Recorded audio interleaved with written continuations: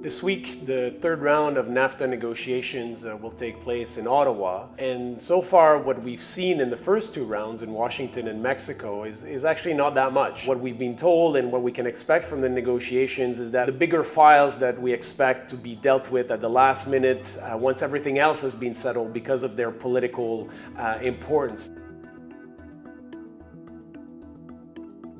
The main files where we're hoping for good progress out of this third round of negotiations are digital trade or e-commerce. This is something that does not exist in NAFTA because e-commerce was not something that people did back in the early 1990s. There's regulatory cooperation. Already there are two councils that exist, bilateral ones between the US and Canada and between the US and Mexico. And we're hoping to bring these together into NAFTA that would facilitate regulatory cooperation and remove regulatory barriers to trade and investments. We're also hoping that in terms of labor and environment, the two side agreements that were negotiated in the early 1990s will be integrated into the actual treaty. So that would give them much more teeth in terms of enforcement. We also expect that there will be movement forward in terms of simplifying the rules of origin for the trade in goods. That's the percentage of content that is North American and the process by which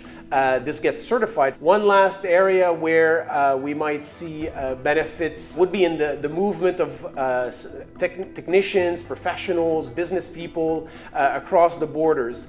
We know that the US administration has an anti-immigration stance. They don't necessarily want more people who have an easier time coming in, but it would be a lot easier and cheaper for businesses to send their own people across the border.